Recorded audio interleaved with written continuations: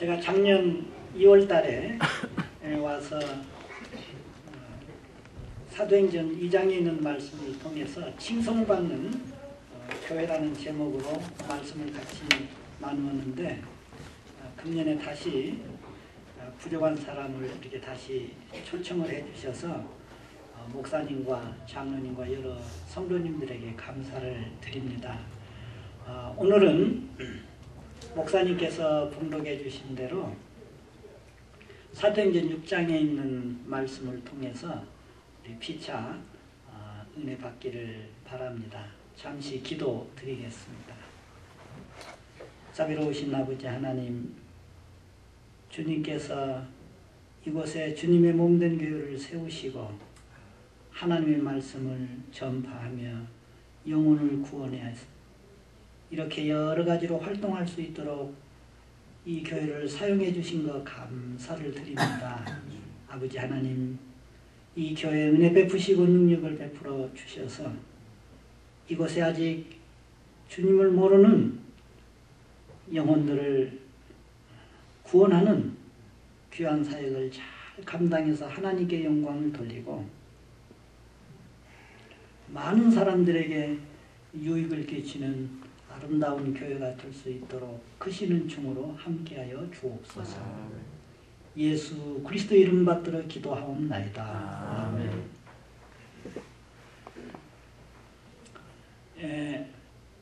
제가 지난번에도 교회에 대한 말씀을 드렸는데 오늘도 교회에 대한 말씀을 드리려고 합니다. 당연한 질문입니다마는 교회가 무엇인가, 이것을 우리가 늘 묻고 확인하는 것이 중요합니다. 그 다음에 교회가 무엇인가를 물으면 그 다음에 우리가 질문해야 하는 것은 그러면 교회가 무엇을 해야 하는가? 하나님께서 이 지상에 주님의 몸된 교회를 세우신 것은 무슨 뜻이 계신가? 다시 말하면 교회는 이 지상에 있는 동안에 해야 할 일이 무엇인가 하는 것을 깊이 생각하는 것이 중요합니다. 물론 교회를 통해서 우리가 여러 가지를 할 수 있습니다. 그러나 성경을 전체를 통해서 교회가 하는 일이 무엇인가를 아주 말하자면 추리고 추려서 요약을 한다면, 첫째로 교회는 하나님을 향해서는 예배입니다. 교회가 무엇보다도 이 지상에 존재하는 중요한 이유는 하나님께 예배하고 찬양하고 하는 그 하나님께 영광 돌리는 일이 제일 중요한 일입니다. 그리고 두 번째로는 이제 교육입니다. 뭐 제자 훈련이라는 말도 쓰고 양육이라는 말도 쓰고 뭐 여러 가지 말을 사용하겠습니다마는 하나님의 말씀을 전하고 또 하나님의 말씀을 배우고 또 하나님의 말씀을 실천하고 이런, 그래서 교회마다 예배를 드릴 뿐만 아니라 성경 공부를 하고 여러 가지로 말하자면은 교육 활동을 하는 것입니다. 그래서 첫째는 하나님께 예배고, 둘째로는 교육이고, 셋째로는 성도의 교제입니다. 교회가 또 하나 중요한 것은 성도들이 말하면 영적인 교제를 갖는 일입니다. 우리가 같이 모여서 뭐 식사를 하고 뭐 하고, 물론 그것도 교회의 한 부분이요, 교제의 한 부분이라고 할 수 있겠습니다. 그러나 성경에서 말하는 교제는 훨씬 더 넓은 의미가 있고 깊은 의미가 있습니다. 우리가 예배를 시작을 할 때 사도신경을 고백했습니다. 사도신경은 우리가 믿어야 할 내용이 성경 66권 전체의 다 내용이지만 그 66권의 내용을 추리고 추려서 요약한 것이 사도신경이라고 볼 수 있습니다. 첫째는 성부 하나님에 대한 고백을 합니다. 그렇죠? 전능하사 천지를 만드신 하나님 아버지를 내가 믿습니다. 그리고 두 번째로는 성자 하나님 예수 그리스도에 대한 고백을 합니다. 그 외아들 우리 주 예수 그리스도를 믿사오니 이는 성령으로 잉태하사, 그렇게 해서 쭉 하니 예수님의 탄생에서부터 고난과 죽으심과 장사되심과 부활과 승천과 그리고 장차 다시 오실 것까지 예수님에 대한 내용을 고백을 합니다. 그리고 세 번째는 뭡니까? 성령 하나님에 대한 고백입니다. 성령을 믿사오며 거룩한 공예와 그 다음에 뭡니까? 성도가 서로 교통하는 거고. 만약 우리가 믿어야 할 내용이 참 많이 있는데 성도가 서로 교통한다는 내용을 사도신경에 담고 있어요. 그래서 교회 생활에 있어서 성도들이 말하자면 교제하고 교통하는 이 내용이 굉장히 중요한 내용입니다. 그래서 첫째로는 교회가 해야 할 일은 하나님께 예배, 두째로는 교육, 셋째로는 성도의 교제, 그 다음에 네 번째로는 전도죠. 교회가 이 지역에 있는 중요한 또 하나의 이유는 우리 이웃들에게 복음을 전해서 그들이 영혼 구원받아서 예수님을 믿도록 하는 전도의 사명이 굉장히 또 중요합니다. 그 다음에 마지막으로 다섯 번째가 봉사입니다. 교회가 또 하나 이 지역에 존재하는 중요한 이유는 봉사를 위해서 교회가 존재합니다. 예배, 교육, 교제, 그 다음에 전도, 그 다음에 봉사. 어느 것이 첫째고 그것보다는 이 다섯 가지는 교회라고 하면 반드시 있어야 하는 내용입니다. 그래서 오늘은 그 봉사에 대한 말씀을 오전에 드리고 오후에 드리는 게 좋겠다. 그렇게 생각해서 오늘 이 본문을 통해서 같이 생각해 보려고 합니다. 이제 말씀을 보시겠습니다. 사도행전 6장에 보시면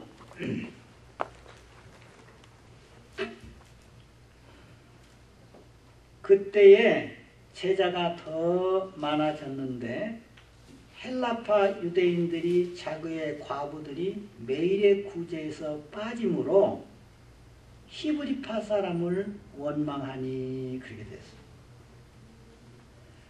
우리가 사도행전 2장에 보면 이제 성령 강림을 해서 교회가 설립이 됩니다. 예수님께서 베드로의 고백을 받으실 때 주는 그리스도시요 살아계신 하나님의 아들입니다 하는 그런 고백을 받을 때 예수님께서 뭐라고 말씀하십니까? 바요나 시몬아 내가 복되도다. 이를 알게 한 것은 사람이 아니고 하나님이 하신 일이다. 그리고 예수님께서 내가 이 반석 위에다가 교회를 세우리라. 영어로 말하면 I will build my church. 내가 교회를 세우리라. 그렇게 말씀을 하셨어요. 그리고 예수님이 부활하고 승천하신 후에 오순절 때 성령 강심을 통해서 신약적인 의미로서 이제 최초의 교회가 예루살렘 교회가 세워집니다. 얼마나 중요한 의미가 있는지 몰라요. 그래서 예루살렘 교회가 세워졌어요. 2장을 한번 보시겠습니다. 사도행전 2장에 보면 교회가 베드로에 한 번 설교에 3,000명이 모였으니까 얼마나 놀라운 일입니까? 그래서 교회가 세워져서 얼마나 은혜스럽게 이 교회가 이제 부흥하고 성장하는지 모릅니다. 41절에 보면 그 말을 받은 사람들은 세례를 받음에 이날에 신도의 수가 3,000이나 더하더라. 그 다음에 42절입니다. 그들이 사도의 가르침을 받아 서로 교제하고 떡을 떼며 오로지 기도하기를 힘쓰니라. 그리고는 이제 조금 44절에 믿는 사람이 다 함께해서 모든 물건을 서로 통용하고 또 재산과 소유를 팔아 각 사람들의 필요를 따라 나눠주며, 그러니까 성도들이 교회가 새로 세워지고 서로 사랑하고 문자 그대로 모든 것을 서로 나눠 가지는 아주 참 은혜스러운 교회가 되었습니다. 4장으로 한번 가보겠습니다. 4장 32절입니다. 거기에 보면 그 초대교회 모습들이 나와 있습니다. 믿는 무리가 한 마음과 한 뜻이 되어 모든 물건을 서로 통용하고 자기 물건은 조금이라도 자기 것이라고 하는 이가 하나도 없더라. 자기가 가지고 있는 물건이 내 것이다. 그렇게 주장하는 사람이 없이 서로 나누어 쓰고 같이 쓰고 하는 문자 그대로 말하자면 공동체가 형성이 된 것입니다. 얼마나 참 귀한 일인지 모르겠어요. 그런데 이렇게 교회가 좋은 일만 있는 것이 아니라 사람이 모이다 보면 문제가 생깁니다.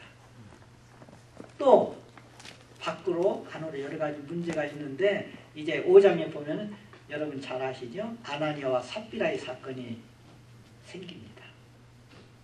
말하자면은 사도들을 속이고 교회를 속여서 그들이 말하자면 죽는 참 불행한 일이 생겨요.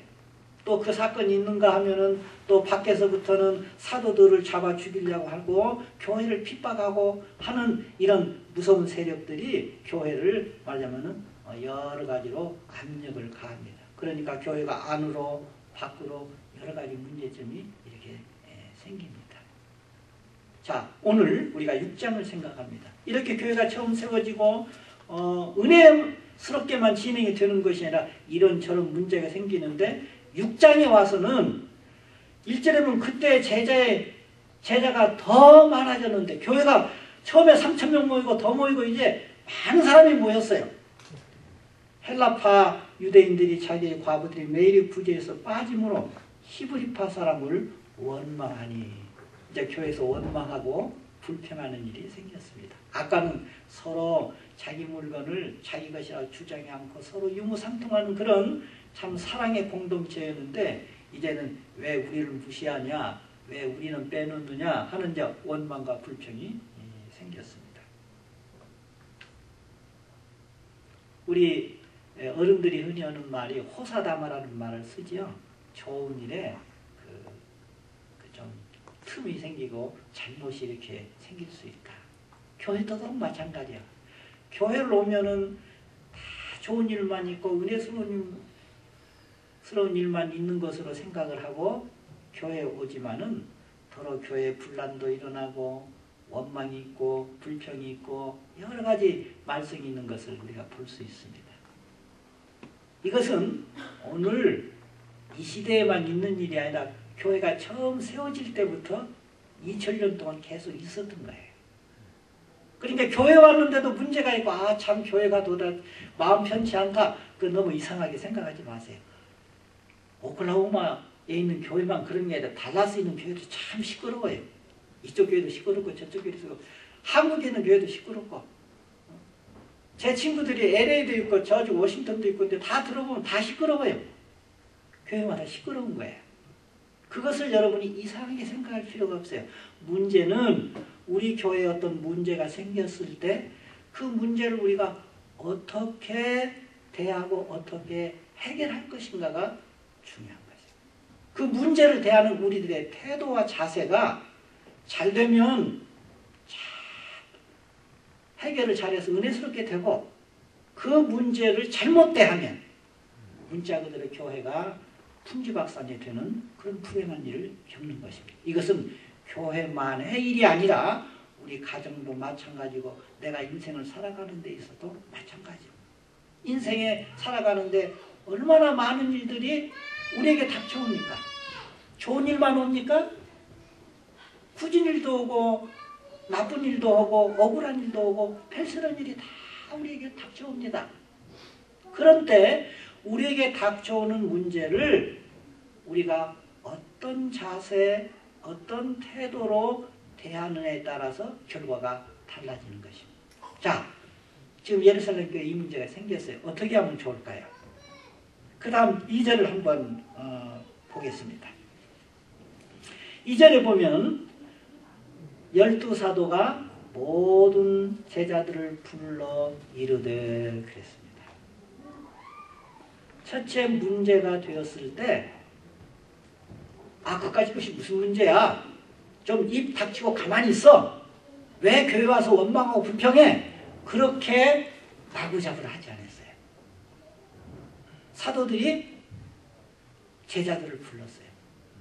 제자라고 할 때 여기 여러 사람들이 들어갈 거예요. 제자들을 불러서 여기 좀 자세한 내용이 안 나왔습니다만 충분히 그랬을 가능성이 있어요. 무슨 일입니까? 어떤 문제가 생겼습니까? 서로 대화하고 서로 말하자면 토의 과정을 통해서 문제의 핵심이 무엇인지를 바로 알았고 그러면 이것을 어떻게 해결할 것인가 하는 것을 생각하는 것이죠. 가정생활도 마찬가지예요.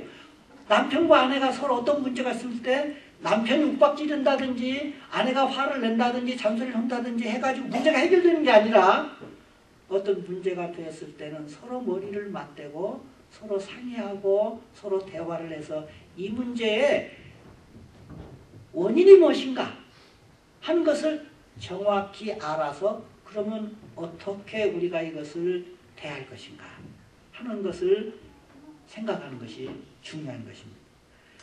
예루살렘 교회는 이 사도들이 정말 지혜롭게 했어요.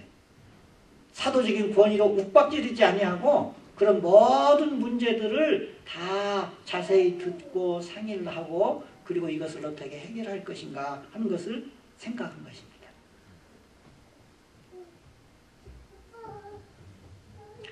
우리 성경 잠언 15장 22절을 한번 찾아보시겠습니다. 조금 시간이 걸리더라도 같이 보시면 감사하겠습니다.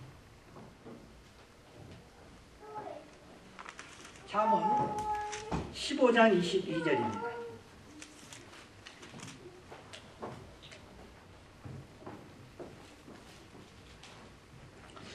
잠언에는 우리 인생을 살아가는 여러 가지 지혜가 참 많이 나타났어요.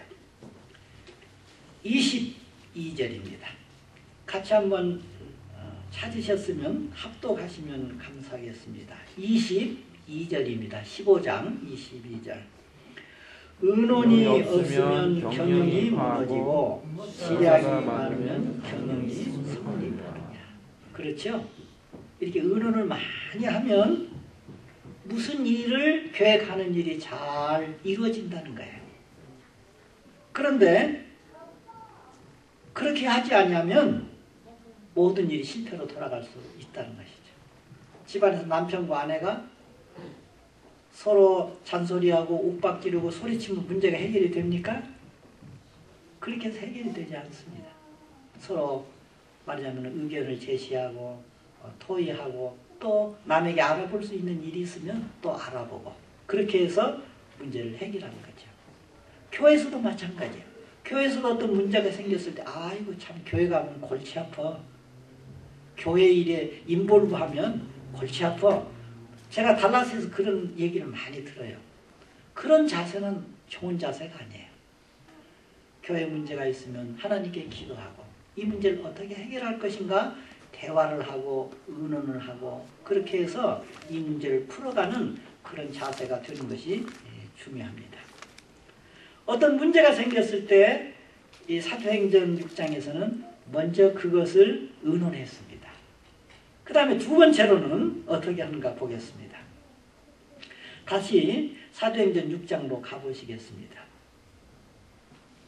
6장 2절에 보면 12사도가 모든 제자를 불러 이르되 이제 상의를 끝내고 나서 우리가 하나님의 말씀을 제쳐놓고 접대를 일삼는 것이 마땅치 아니하니 형제들아 너희 가운데서 성령과 지혜가 충만하여 칭찬받는 사람 7을 택하라.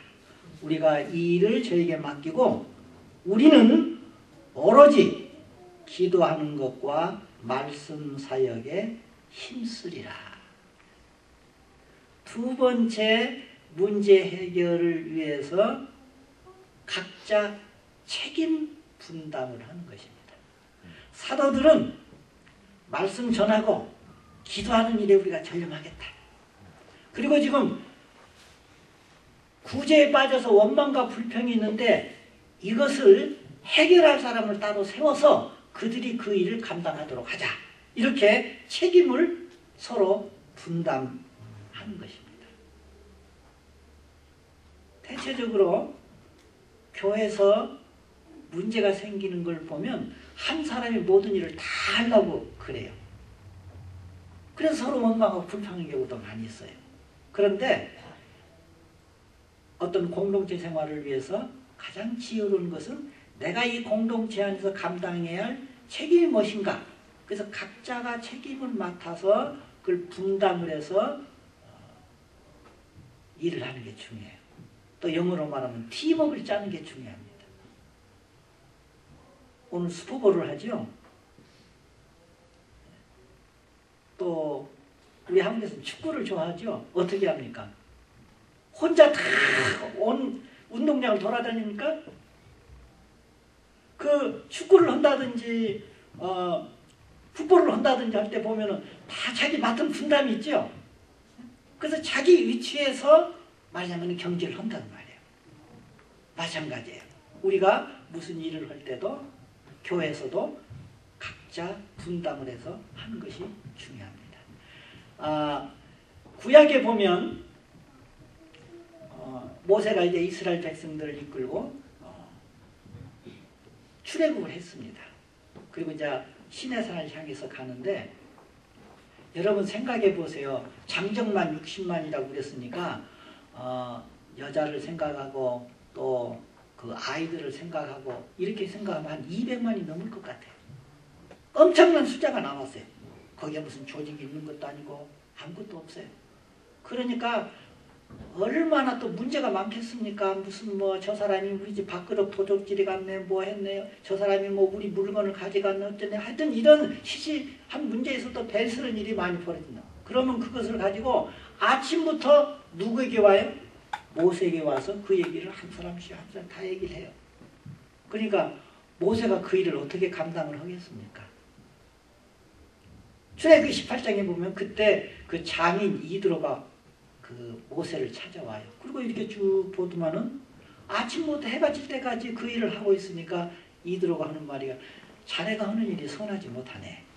그렇게 하지 말고 이 중에서 일꾼을 뽑아서 큰 일, 작은 일을 나누어서 말하자면은 분담을 해라. 그래서 여러분 들으셨죠? 1000부장, 100부장, 50부장, 10부장을 만드는 거예요. 그래서 각자 책임을 분담을 시키는 거죠. 이렇게 책임을 분담하는 것이 대단히 중요합니다. 그리고 신약 성경에 와서도 보면 특별히 교회의 은사 문제가 나온 것은 자기가 가지고 있는 은사와 달란트를 따라서 각자 받은 책임을 감당하도록 하는 것입니다. 우리 로마서 12장을 한번 먼저 보겠습니다. 로마서 12장입니다. 성령의 은사가 로마서 12장하고 고린도전서 14장에 잘 나타나 있습니다. 12장 6절에 보면 로마서 12장 6절입니다. 우리에게 주신 은혜대로 받은 은사가 각각 다르니 혹 예언이면 믿음의 분수대로, 혹 섬기는 일이면 섬기는 일로, 혹 가르치는 자면 가르치는 일로, 혹 위로하는 자면 위로하는 일로, 구제하는 일은 성신함으로, 다스리는 자는 부지런함으로, 긍휼을 베푸는 자는 즐거움으로 할 것이니라. 여기 교회 생활을 하는데 만약은 여러 가지 책임을 분담해서 자기가 받은 달란트와 자기가 받은 은사에 따라서 이렇게 일을 해라. 그렇게 가르쳐주고 있어요. 고린도전서 12장도 한번 더 보겠습니다. 고린도전서 12장도 유명한 은사장입니다.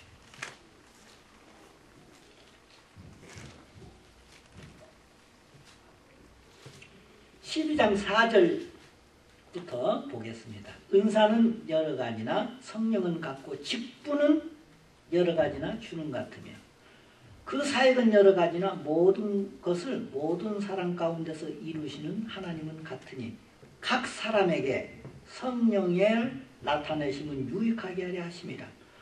어떤 사람에게는 성령으로 말미암아 지혜의 말씀을, 어떤 사람에게는 같은 성령을 따라 지식의 말씀을, 다른 사람에게는 같은 모양으로 믿음을, 어떤 사람에게는 한 성령으로 병 고치는 은사를, 어떤 사람이 능력 행함을, 어떤 사람이 예언함을, 어떤 사람이 영들 분별함을, 다른 사람들은 각종 방언 말함을, 어떤 사람은 방언을 통역한 것을 주시나니.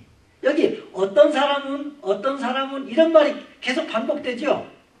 한 사람이 모든 것을 다 하는 것이 아니라 어떤 사람은 이것을, 어떤 사람은 이것을, 어떤 사람은 이것을 이렇게 각자 나누어서 일을 하는 것이다 하는 것을 가르쳐주고 있는 것입니다.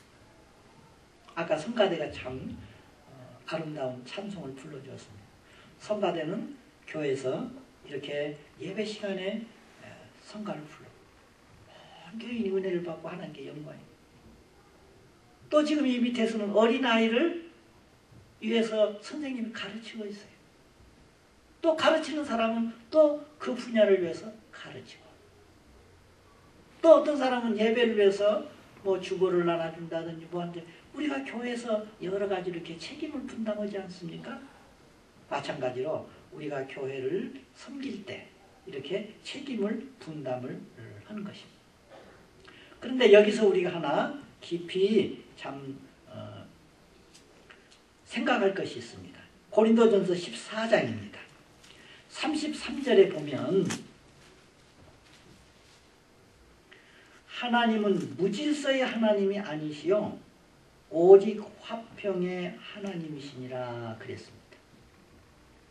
하나님은 무질서, 어지러움의 하나님이 아니시고 화평의 하나님이세요. 그 무질서 하면은 화평이 없습니다. 질서가 있어야 화평이 있어요. 자, 우리가 저 도로에 다니는 자동차를 생각해 봅시다. 자동차가 운전수가 지 마음대로 왔다 갔다 하고 아무데나 거꾸로 가고 왔다 갔다 하면 되겠습니까? 그렇게 하면 얼마나 혼란이 많이 오겠어요.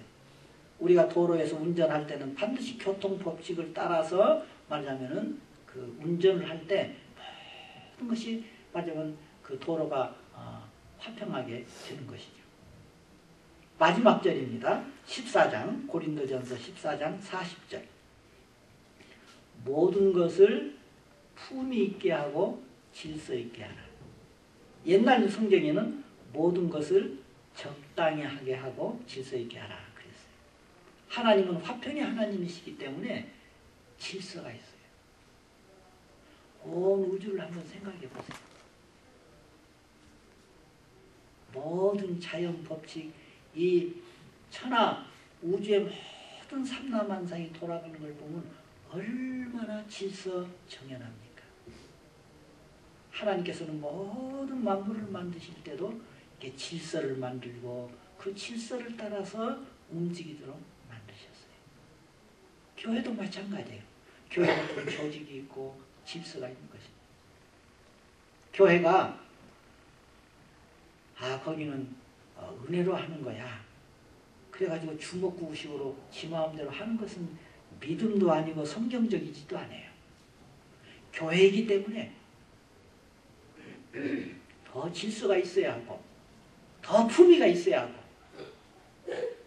더 아름다워야 합니다. 서양 역사를 이렇게 보면 사회 지도자들이 다 교회에서 길러졌어요. 어려서부터 주일학교를 다니고 그래서 교회에서 활동하고 여기에서 여러 가지로 교회 생활을 통해서 질서와 권위를 배우고 사회를 나가서 훌륭한 지도자로서 활동하는 거예요. 한국이 왜 저렇게 어지럽습니까?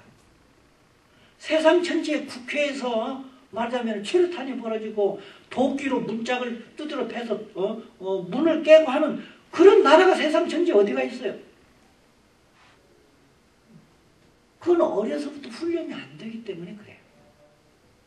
정말 민주주의를 하는 나라들은 다 어려서부터 훈련이 잘 되어서 질서 정연하게 그렇게 해서 말하자면 국회를 해도 참 품위 있게 하고 잘하잖아요.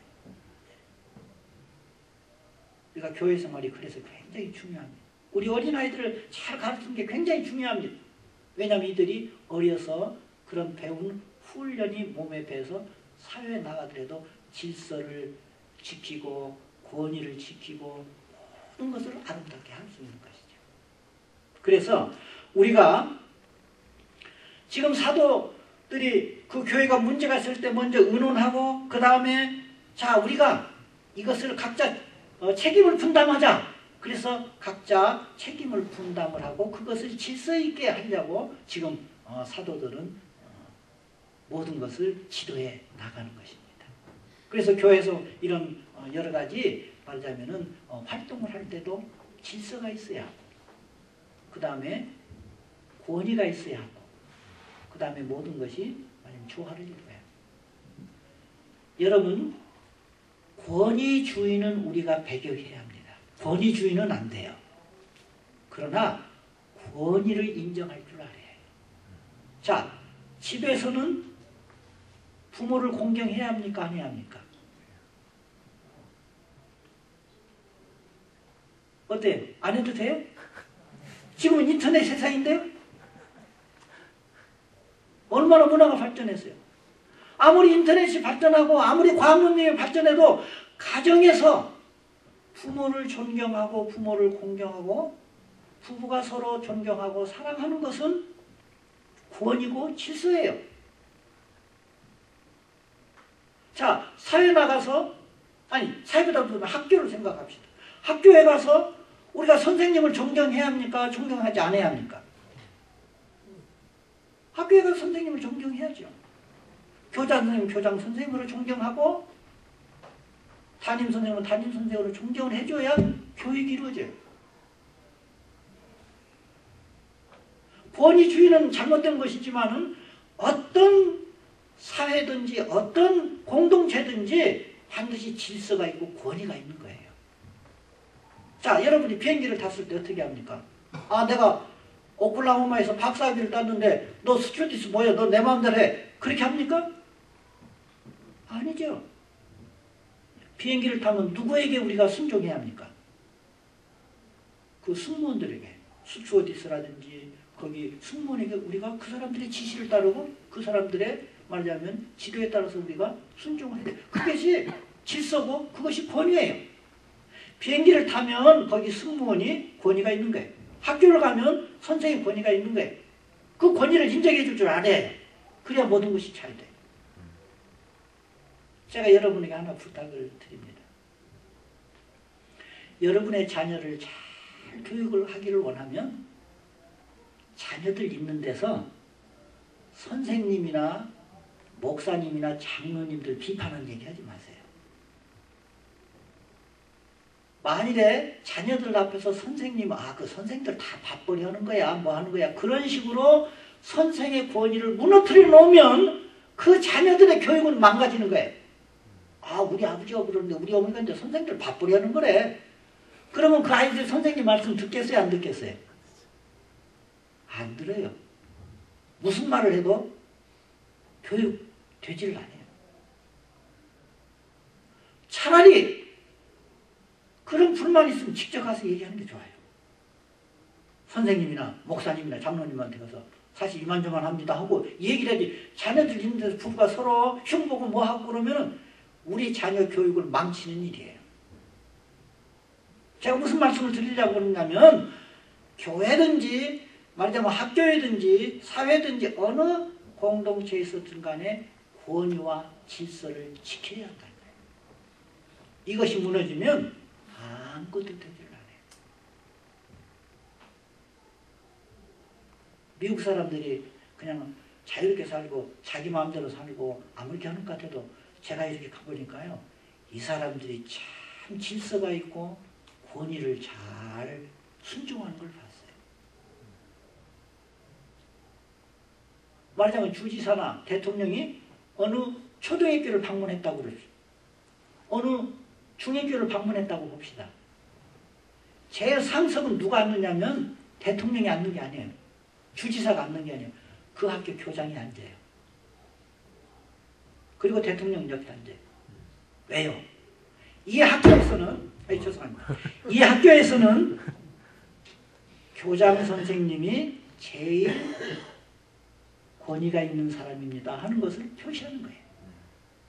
미국 사회가 그래요. 이 사람들은 질서와 권위를 잘,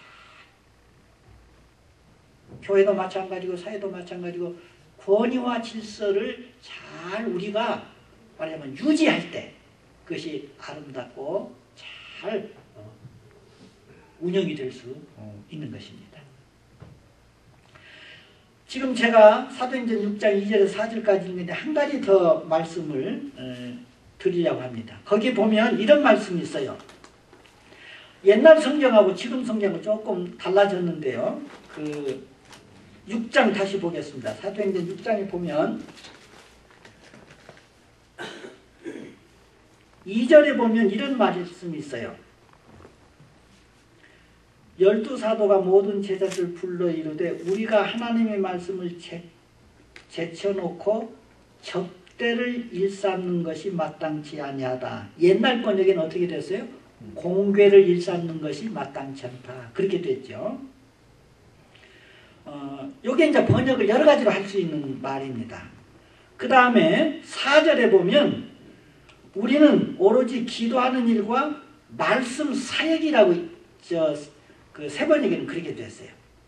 옛날 번역에는 말씀을 전하는 거 그랬는데 여기 이제 우리말 번역이나 영어 번역에서는 조금 이렇게 잘 나타나지 않았는데 헬라어 원문에 보면 거기에 봉사라는 말로 되었어요. 그 헬라 말로 말하면 코이노니아라는 말이 거기 디아코니아라는 말이 거기 나옵니다. 그래서 공궤를 일삼는다는 말은 그 식탁에 디아코니아, 식탁 봉사라는 말로 직역을 하면 그렇게 되어 있어요. 식탁을 봉사하는 일과 말씀을 봉사하는 일 그렇게 되어 있어요. 디아코니아라는 말을 썼어요. 근데 이 디아코니아라는 말이 영어의 디컨이라는 말이에요. 집사를 영어로 디컨이라고 그러죠. 영어를 디컨이라는데 사실은 그게 헬라어에서 온 말이에요. 디아코니아라는 말에서 영어의 디컨이 그대로 왔어요. 그래서 이 말이 말하자면은 우리말로는 집사다 그렇게 번역을 하죠. 그래서 여기 본문에는 영어 성경이 좀 그렇지만 우리말에는 그 봉사라든지 또는 그 집사라고 말하자면은 연상할 수 있는 그런 말이 잘 안 나타났지만 헬라어 원문에는 분명히 나타났어요. 이 말 때문에 이 본문을 보통은 생각하기를 집사의 기원이다 그렇게 말합니다. 우리말에 집사라는 말이 참 저는 잘 만들어진 말이라고 봅니다. 사라는 말은 일이란 뜻 아닙니까? 집이란 말은 그 붙잡았다는 뜻이거든요. 일을 붙잡은 사람이라는 뜻이에요. 그 집사라는 말이 참 좋은 말이 그래서 교회나 어느 단체에서 일을 붙잡고 행하는 사람이라 그런 뜻이 되어 있습니다. 그래서 이 말이 말하자면은 그 교회 안에서 봉사다 또는 집사다 이런 말로 쓰입니다. 그리고 또 하나 그 영어로 이 말을 서비스라는 말로 번역할 수 있어요. 서비스라. 봉사니까. 서비스라는 말로도 번역할 수 있는데 여러분 서비스라는 말은 단순히 봉사라는 뜻이 아니라 거기서 더 연장되면 예배라는 뜻을 가지고 있어요. 그렇죠? 영어에서. 아침 예배를 뭐라고 그래요? 모닝 서비스. 또 저녁 예배를 이브닝 서비스. 미국 사람은 그렇게 써요. 그러니까 이 봉사라는 말이 그렇게 중요한 의미가 있어요. 단순히 무엇을 일을 잡아서 그냥 일을 하고 뭐 하는 그런 봉사에 끝나는 것이 아니라 우리들이 하나님 앞에서 하는 이 봉사가 다시 말하면 예배와 연결된다.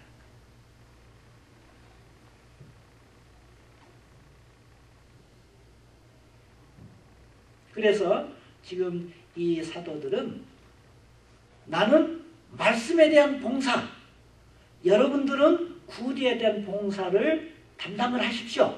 그래서 이 일을 분담해서 우리가 질서를 세워서 나갑시다 하고 두 번째 제안을 해결점을 한 거예요. 첫째는 의논을 했고 두 번째로는 분담을 했습니다.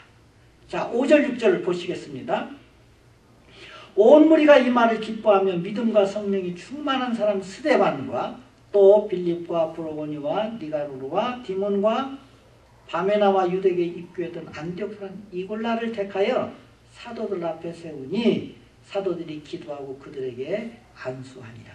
이 사도들이 제안한 것에 대해서 여러분 중에서 좀 인정될 만한 대표를 좀 뽑으십시오. 그러면 우리가 그 일은 맡기고 우리는 말씀 전환과 기도하는 것에 전무하겠습니다. 그렇게 말할 때 온 성도들이 그 말을 기쁘게 여기고 그렇게 해서 여기서 7사람을 뽑아요.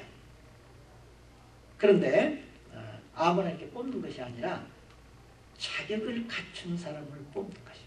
어떤 일을 감당을 할 때는 반드시 그 일을 감당할 수 있는 자격을 갖춘 사람을 우리가 뽑는 것이 중요해요. 5절에 보면 믿음과 성령이 충만한 사람이라고 말합니다. 6장 3절에 보면 성령과 지혜가 충만한 사람이라고 말하고 한 걸음 더 나가서 칭찬 듣는 사람이라. 이렇게 교회 일을 감당을 할 때는 그 일을 감당할 수 있는 어떤 자질을 갖추는 것이 중요합니다. 왜요? 교회에서는 여러 가지 말하자면 성가대도 해야 하고 또 어린아이도 같이 하고 금전을 맡아서 출납을 또 관리를 해야 하고 여러 가지 일을 감당하는 데 있어서 중요한 것은 그 사람의 인격입니다. 그 사람의 인격이 어떻게 됐느냐가 굉장히 중요합니다.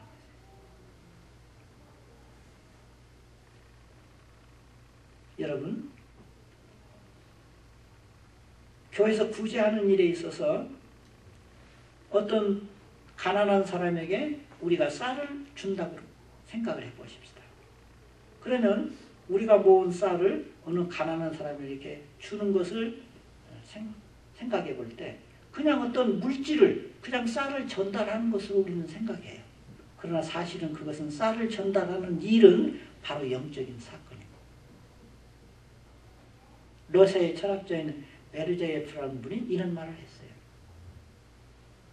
빵을 어느 가난한 사람에게 그 빵을 전달한다면 그것은 빵을 전달하는 그 순간 영적인 사건이 벌어지는 것이다. 교회에서 우리가 단순히 봉사하는 것은 그냥 물질을 나누고 같이 밥을 먹고 하는 것으로 끝나는 것이 아니라 그것은 바로 영적인 사건과 연결되는 것입니다. 그러므로 교회에서 봉사할 때 책임을 분담을 할 때 거기에 맞는 자질을 갖춘 사람이 자기를 갖춘 사람이 그 일을 감당하는 것이 중요해요. 아까 출애굽기 18장에 말하자면은 모세가 천부장과 백부장과 50부장과 10부장을 세울 때도 마찬가지예요. 아무렇게나 사람을 뽑은 것이 아니에요. 거기에서 덕망을 갖추고 사리사욕을 좇지 아니하고 인격을 갖춘 사람을 뽑으라. 그리고 그 사람에게 책임을 맡겨서 그 사람들이 일을 감당하도록 해라. 이것은 구약성경에도 마찬가지고 신약성경에도 마찬가지고 교회에서도 마찬가지지만 전 사회에서도 이 원리는 똑같은 거예요. 자, 미국이나 한국에서 국무총리를 뽑고 장관을 임명할 때 무엇을 합니까? 임명하기 전에 뭐 합니까? 요즘에 좀 한국이 시끄럽죠? 청문회를 하잖아요. 청문회는 바로 이거예요. 그 사람이 그 일을 감당할 만한 도덕적인 자격이 있고 또 그 일을 감당할 만한 어떤 자질을 갖추느냐 하는 것을 미리 말하자면 하는 거예요. 아무리 능력이 있고 아무리 유명하다고 할지라도 도덕적인 문제에 있어서 문제가 있으면 장관도 안 되고 국무총리도 안 되잖아요.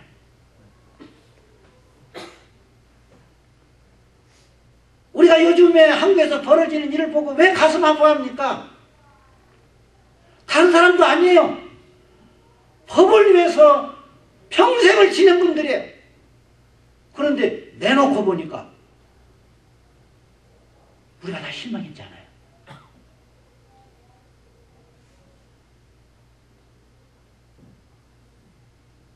어느 사회든지 자격을 갖추기 위해서 도덕적인 그런 것을 다 이렇게 따져서 그 일을 감당을 시키는 것입니다.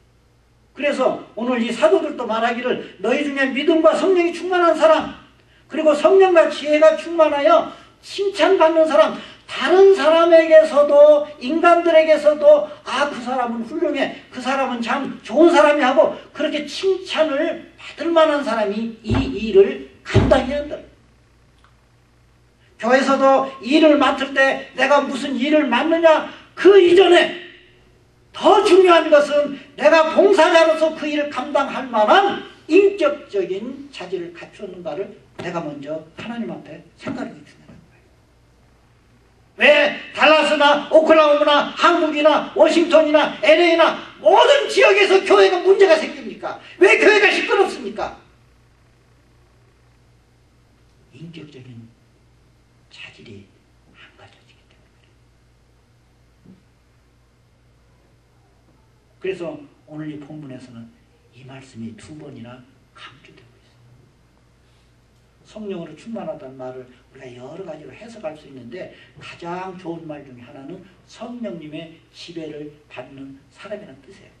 성령 충만하면 할렐루야하고 막 이렇게 떠드는 게 성령 충만이 아니라 그 사람의 삶을 통해서, 그 사람의 언어를 통해서, 모든 생활을 통해서 성령님의 지배를 받는 사람처럼 거룩한 말과 거룩한 행실과 거룩한 생활을 사는 그런 사람이 성령 충만한 사람.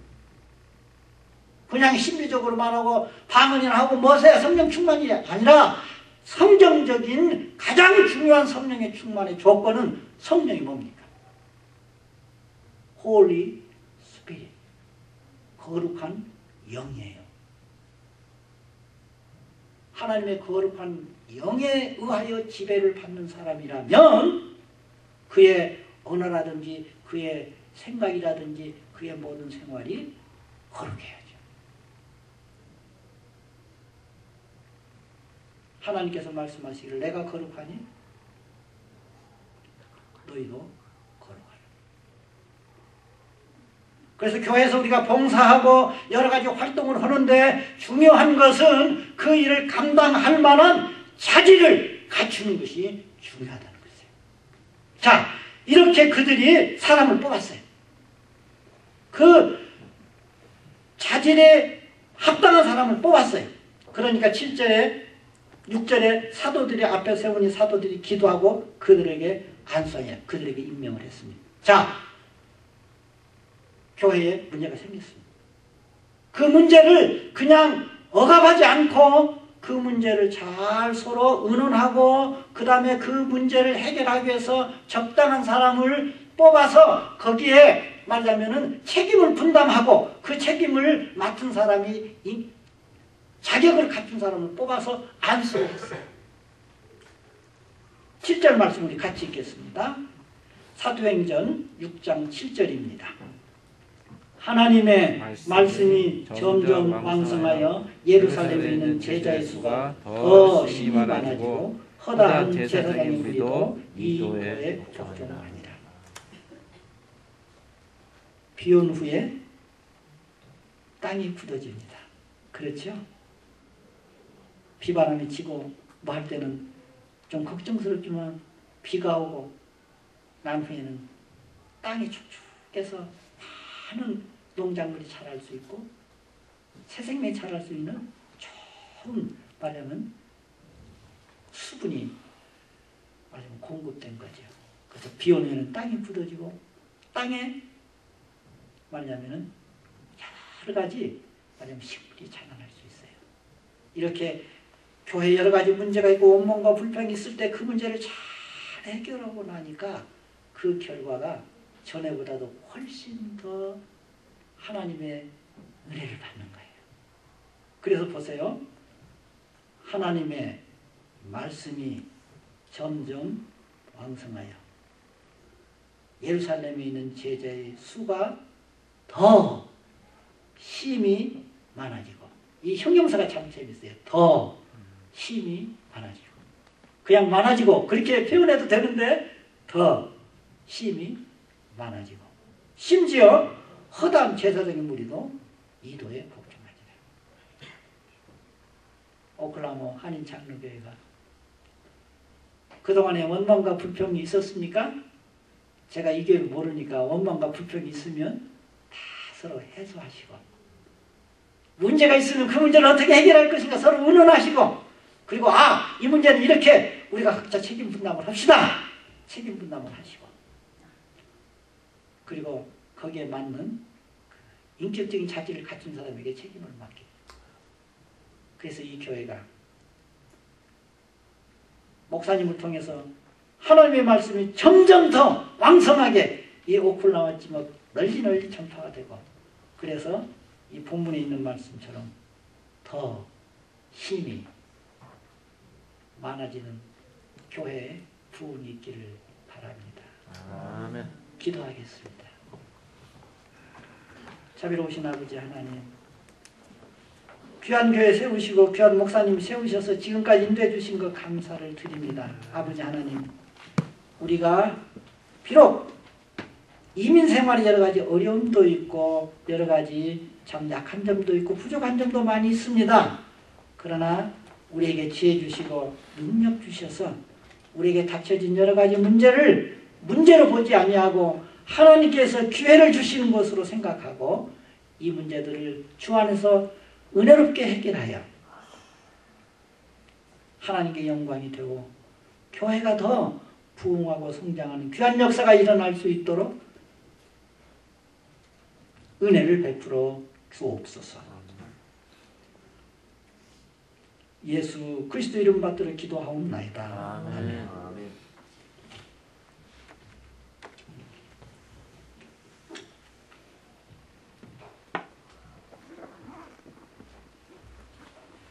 감사합니다. 귀한 말씀 오전에 우리가 일부러 들었는데 너무 감사하고, 또 오후에 계속해서 말씀을 들을 텐데 여러분들 잘 마음에 새겨 듣고 그 말씀대로 순종하신다면 그 순종 너머에 하나님의 축복이 있을 줄로 믿습니다. 이 시간 우리 헌금하는 시간을 갖도록 하겠습니다. 주봇 안쪽에 있는 우리 찬양 그릇을 사용하시겠습니다.